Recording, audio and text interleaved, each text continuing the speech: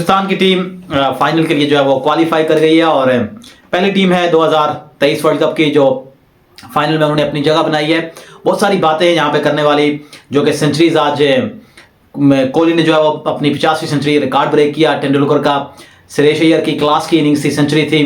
फिर एक और सेंचुरी जो मिचेल ने की, वो उस पर भी बात करनी है। लेकिन आज जो असल बात करने वाली थी वो है शमी की 7 विकेटें, और वही था आज का मैन ऑफ द मैच, और वही था जिसने गेम को आई गेस टर्न किया।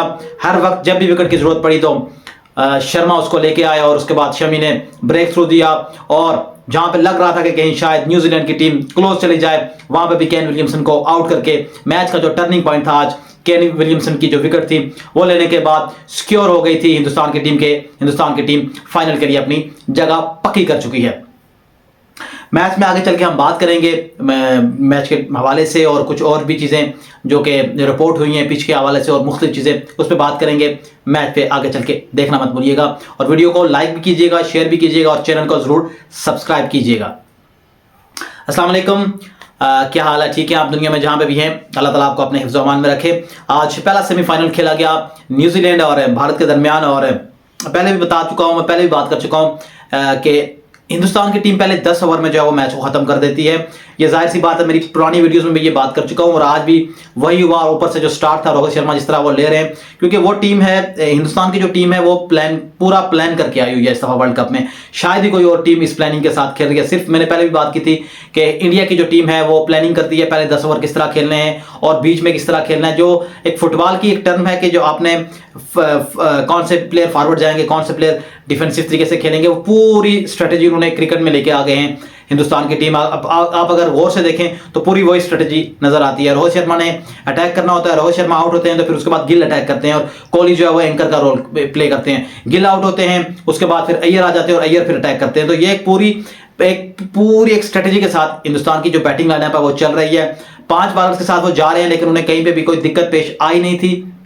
इवन आज के मैच तक भी, आज के मैच में वो दोया उन्होंने न्यूजीलैंड के बॉलर्स को, और आज न्यूजीलैंड की तरफ से 2 सेंचुरीज हुई हैं। एक तो डेरिल मिचेल ने सेंचुरी बनाई, लेकिन एक और सेंचुरी थी जो कि टीम सऊदी ने 100 रन गिव अवे कर लिए, जो कि उनकी जगह भी नहीं बनती थी। आज काइल जेमिसन को चांस देना चाहिए था, लेकिन उन्होंने बेहतर समझा, उन्होंने सऊदी को खिलाया, और फिर उसके बाद जो पिटाई हुई उनकी वो देखने के काबिल थी। और जिस तरह इनिंग्स को मैंने पहले बात की है कि रोहित शर्मा टीम के लिए खेल रहे हैं, वो उनके नज़दीक, मैंने आपसे पहले बात की थी कि जो नेशन है, पूरी नेशन इस दफ़ा वर्ल्ड कप जीतना चाहती है। तो जब कोई नेशन किसी चीज़ का इरादा कर ले तो फिर बहुत टफ हो जाता है। मैंने पहले भी प्रिडिक्शंस की हुई हैं ये कि जस्ट 19 तारीख या डेट और टाइम का जो है वो इंतजार किया जा रहा है। बाकी हिंदुस्तान अनाउंस कर चुका है, इंडिया की टीम अनाउंस कर चुकी है ऑलरेडी कि हम इस दफ़ा कप उठाएंगे, और आज उन्होंने एक और विनिंग के साथ आपको ये यकीन दहानी करवा ली है कि हिंदुस्तान की टीम को रोकना नामुमकिन बन चुका है। मुझे लगता है कि वो 11 से 11 मैच जीतेंगे, और जो भी टीम आए, चाहे साउथ अफ्रीका आए, ऑस्ट्रेलिया आए, वो उसको भी राउंड डालेंगे और फाइनल में भी उसको लंबा लिटा देंगे, और वो फाइनल भी जीत जाएंगे। कुछ पिच के हवाले से कंट्रोवर्सी जो है वो चलती रही, सुबह से आज खबरों में रही, और जाहिर सी बात है अब ये अगर ऐसी बात है जो चल रही है कि मनमानी की गई है बीसीसीआई की तरफ से, तो ये फिर इंतहाई गलत है। और मैं फिर यही बात करूंगा कि इसमें उनसे ज़्यादा गलती आईसीसी की है कि आईसीसी फिर यहाँ पे डमी बन के बैठा हुआ है। तो ये सारी गलती आईसीसी की मैं कंसिडर करूंगा कि आप इस तरह, अगर आपकी ये टूर्नामेंट है और कोई आपको जो है वो डिक्टेट कर रहा है, तो फिर शेम ऑन यू आईसीसी, कि अगर आप कोई भी बोर्ड आपको इस तरह डिक्टेट कर रहा है तो फिर शर्म आ जानी चाहिए, आनी चाहिए आईसीसी को। फिर सारी चीज़ें आप उनको हैंड ओवर कर दे और आप निकल जाए, फिर उनको ही टूर्नामेंट करवाने दे। ऐसी अगर नोयत ऐसी सिचुएशन आ चुकी है तो फिर आईसीसी डमी बन चुका है, तो फिर आईसीसी ही इसकी जिम्मेदार है। मैं किसी और को जिम्मेदार इसकी नहीं कहूंगा। अगर ये बातें, अगर ये खबरें सच्ची हैं जो चल रही हैं, अब आई डोंट नो कि ये खबरें सच्ची हैं या इसको मीडिया पे बढ़ा चढ़ा के पेश किया जा रहा है, ये कुछ कह नहीं सकते, लेकिन कुछ ना कुछ सच्चाई और कुछ ना कुछ सदाकत तो होगी, कुछ ना कुछ तो दाल में काला होगा, इसलिए ये खबरें चल रही हैं। और मेरा नहीं ख्याल कि इस तरह को करना भी चाहिए, क्योंकि इंडिया की टीम टू मच गुड है। वो बाकी टीमें यहाँ पे और इंडिया की टीम यहाँ पे है, तो उनको इस तरह करना नहीं चाहिए। इससे इमेज आपका खराब होगा। फॉर एग्जाम्पल अगर आप ट्रॉफी जीत भी जाते हैं तो ये बातें चलती रहेंगी कि जी इस तरह जो है वो आपने मोनोपोली की, आपने अपनी जो है वो इंटरफेरेंस की, और उसके बाद जो है वो आप टूर्नामेंट जो है वो जीतने के बजाय आपने टूर्नामेंट को डिक्टेट करके जो है वो खरीदा है, बाय किया है। ये इस तरह की बातें मीडिया पे चलेंगी। आपकी टीम इतनी अच्छी है, आपकी टीम इतनी आउटस्टैंडिंग क्रिकेट खेल रही है कि देखने में मजा आ जाता है, तो फिर जरूरत नहीं है इन चीजों की। जो भी मर्जी विकेट हो आपकी, मतलब की हो ना हो, आप उस लेवल पे खेल रहे हैं कि कोई भी विकेट हो आप डिक्टेट करेंगे किसी भी टीम को। तो अगर आप अपनी मर्जी की विकेट, आईसीसी की ये तारीख में पहली दफा हुआ होगा कि अगर जिस तरह की बात चल रही है कि जी फलां विकेट पे मैच होना था पिच नंबर 7 पे, अगर उस पे नहीं हुआ, पिच नंबर 6 पे हुआ, जी वो तैयार नहीं थी, और ये चीजें सारी जो बातें चल रही हैं बहुत सारे लोगों ने देखी होंगी। तो इस पे यही बात की जा सकती है। एक जिम्मेदारी वाली अगर बात की जाए तो ये आईसीसी को जो है वो शर्म आनी चाहिए, और आईसीसी को जो है वो देखना चाहिए, और आईसीसी देख भी नहीं सकता, क्योंकि मेरे नज़दीक बीसीसीआई जो है वो टू स्ट्रांग है। वो डिक्टेट करता रहा है हमेशा से आईसीसी को। उसकी रीज़न जाहिर सी बात है, पैसा है, स्पॉन्सर्स हैं, तो आईसीसी हमेशा से डमी बनता रहा है बीसीसीआई के आगे। ये कोई नई बात नहीं है, सिर्फ ये कि ये खबरों में आ गई है ये बात, बाकी ये पुरानी चीज़ है। ये बीसीसीआई के आगे, आईसीसी क्या, इवन कोई भी बोर्ड जो है वो डमी ही रहता है, खुसूसन आईसीसी तो बीसीसीआई के आगे डमी ही है। तो ये कोई ऐसी बात नई नहीं लगी, मुझे तो नई नहीं लगी, ये चीज़ें वैसे ही ऐसी ही रही हैं। तो आज सिर्फ ये है कि मीडिया के सामने खुल के अगर ये बात आ गई है तो एनीवे वापस मैच पे आते हैं। 398 रन करवा दिए यहाँ पे न्यूजीलैंड की टीम ने, और टू मच थे जिस तरह से वो क्रिकेट खेल रहे हैं इंडिया की टीम।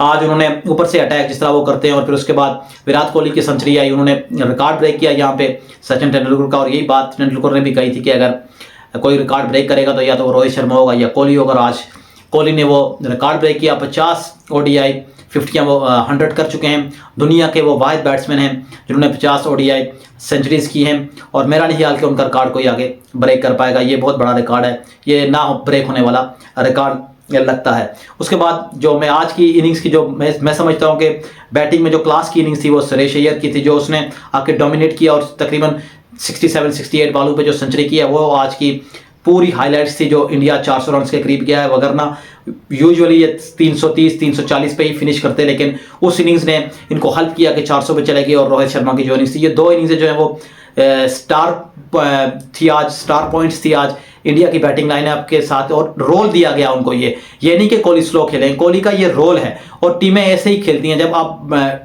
बड़े टूर्नामेंट में जाते हैं तो आपकी प्लानिंग होती है, और इंडिया की पूरी प्लानिंग है, और उन्होंने रोल दिया हुआ है अपने प्लेयर्स को, और कोहली को यही रोल दिया हुआ है, वो भरपूर निभा रहे हैं। अय्यर को वही रोल दिया हुआ है, रोहित शर्मा को वो रोल दिया हुआ है, तो हर खिलाड़ी अपना रोल अदा कर रहा है। यहाँ पे गिल को आप जब वो अंडररेटेड नहीं कर सकते, उसने क्लास की इनिंग्स खेली है, क्योंकि जब रोहित शर्मा आउट हुए हैं तो फिर कोहली आहिस्ता आहिस्ता खेल रहे थे, तो गिल ने आके वहाँ पे चार्ज लिया और अपने ऊपर लिया। क्योंकि ये मैं यही बात कर रहा हूँ कि वो टीम प्रॉपर रोल के साथ खेल रही है, तो उस टीम को रोकना नामुमकिन सी बात है। 400 करने के बाद फिर जाहिर सी बात है सेमीफाइनल में स्कोर होना नामुमकिन सी बात। और ऊपर से आपको पता है कि जब 10 ओवर अच्छी खेल फेंकता है हमेशा से इंडिया, आज थोड़ा सा स्लगिश रहे, बुमराह जो है वो स्लगिश रहे, सिराज भी स्लगिश रहे, लेकिन उनके गोल्डन आर्म आप कह सकते हैं शमी की, मैंने पहले भी बात की थी कि अपने पीक पे हैं वो, अपनी जो उनकी फॉर्म है उसके अपने पीक पे हैं, और आई डोंट थिंक सो कि वो इसके बाद आगे वर्ल्ड कप खेल सकेंगे, लगता नहीं है। लेकिन जो वो खेल रहे हैं वो अपने उरूज पे खेल रहे हैं, ये उनका आखिरी लेवल था। और क्या खूबसूरत, क्या शानदार बॉलिंग कर रहे हैं, सीम बॉलिंग, जहां पे भी आप उनको लाएंगे वो विकेट लेके देंगे। ऊपर से उन्होंने 2 खिलाड़ियों को आउट किया, उसके बाद एक पार्टनरशिप लग गई थी जहां पे लग रहा था कि कहीं जो मैच इंडिया के हाथ से निकल ना जाए। तमाशाई जो है वो खामोशी से बैठे हुए थे, एक पिन ड्रॉप साइलेंस था जब भी चौका या छक्का लगता था, वहां पे फिर शमी को लेके आई रोहित शर्मा और उन्होंने विकेट लेके दी। आज बुमराह भी आउट ऑफ द फॉर्म थे, सिराज भी आउट ऑफ द फॉर्म थे, इवन स्पिनर्स भी उस तरह जलवा नहीं दिखा सके। बहुत खूबसूरत पार्टनरशिप लग गई थी, लेकिन शमी ने कैच ड्रॉप किया, लेकिन उसके बाद आके केन विलियमसन को जो आउट किया वो मैच का आज का टर्निंग पॉइंट था, और वहां से सारा मैच वापस हिंदुस्तान के हाथ में आ गया। और उसके बाद कुछ भी नहीं था। उसके बाद इवन जो मिचेल की सेंचुरी थी वो कमाल की सेंचुरी थी, लेकिन उनका साथ देने वाला कोई था ही नहीं। फिलिप्स ने आके एक इंतहाई गंदी इनिंग्स खेली यहाँ पे, वो जो उन्होंने 38 रन बनाए हैं वो रन ना होने के बराबर थे। जब आप 400 चेस करते हैं तो 30 बॉलों पे ये एक इंतहाई बेकार सी और बेसूद सी इनिंग्स थी। वहाँ पे ज़रूरत थी 30 बॉलों पे कम से कम 60-70 रन की इनिंग्स की, जो कि आप जाने जाते हैं, लेकिन उस तरह की परफॉर्मेंस वो दे नहीं सके। और फिर उसके बाद कोई भी खिलाड़ी टिक नहीं सका, और फिर एट दी एंड शमी जो है वो 7 विकेट लेके मैन ऑफ द मैच हो गई। यहाँ पे इंडिया की टीम में पहले भी बात कर चुका हूँ और आगे भी ये बात करूँगा कि जस्ट 19 तारीख का फार्मूला रहता है कि 19 तारीख बस आनी है और उन्होंने ट्रॉफी उठानी है, बाकी उस टीम को रोकना नामुमकिन है किसी भी टीम को। और ऊपर से ये जो बातें हो रही हैं, ये जो बातें चल रही हैं, जो कि मीडिया पर रिपोर्ट हो रही हैं, पिच के हवाले से, कंडीशंस के हवाले से, बॉल्स के हवाले से, ये तमाम सारी जो खबरें चलती हैं, ये भी क्रिकेटिंग फैंस के लिए अच्छी नहीं है, क्योंकि बीइंग अ क्रिकेटिंग फैन हम हैं या कोई भी और भी फैन, उसके कानों में ये बात जाएगी तो वो उसको भी क्रिकेट से जो है वो यही बात उसके जहन में आएगी कि यहाँ पे सारी चीज़ें फिक्स होती हैं, यहाँ पे सारी चीज़ें प्री प्लान होती हैं, तो फिर वो मज़ा जो है वो किरकिरा रह जाता है। ये चीज़ कहीं ना कहीं दिमाग में आती है। तो इन चीज़ों को आईसीसी को देखना चाहिए। अगर आईसीसी नहीं देख पाती, नहीं देख सकती, तो फिर थोड़े अरसे के बाद शायद ही क्रिकेट जो है वो देखने वाले लोग इसको उस तरह से देखना शुरू करेंगे। वो यही कहेंगे कि जब एक चीज़ प्री प्लान है, एक चीज़ ऑलरेडी फिक्स है, तो फिर देखने का फ़ायदा कोई नहीं है। तो ये चीज़ें सारी आईसीसी को खुद देखनी पड़ेंगी। अगर ऐसे ही चलता रहेगा तो फिर ये ना हो कि जो शायकीन बढ़ रहे हैं वो शायकीन बढ़ने के बजाय और कम हो जाए, क्योंकि आपको फेयर प्ले करना पड़ता है, फेयर गेम लेके चलनी पड़ती है, और ये आपकी जिम्मेदारी है, आईसीसी की ये जिम्मेदारी है। अगर आईसीसी अपनी जिम्मेदारी सही तरह से निभा नहीं पा रहा और पैसे के आगे और किसी पावरफुल बोर्ड के आगे अपने घुटने टेक रहा है, तो फिर शर्म आ जानी चाहिए आईसीसी को। मैं इसी के साथ वीडियो को यहाँ पे ख़त्म करूँगा कि अब कल का जो मैच है साउथ अफ्रीका और ऑस्ट्रेलिया का, कौन सी टीम आएगी इंडिया के आगे, जो भी आएगी, मेरे नज़दीक हिंदुस्तान की टीम फाइनल भी जो है वो बड़ी कन्विंसिंगली यहाँ पे जीत जाएगी। अभी आप लोगों से हम इजाज़त चाहते हैं। अपना बहुत सारा ख्याल रखिएगा, दुआओं में हमें ज़रूर याद रखिएगा। अल्लाह हाफिज़, अस्सलाम वालेकुम, पाकिस्तान जिंदाबाद।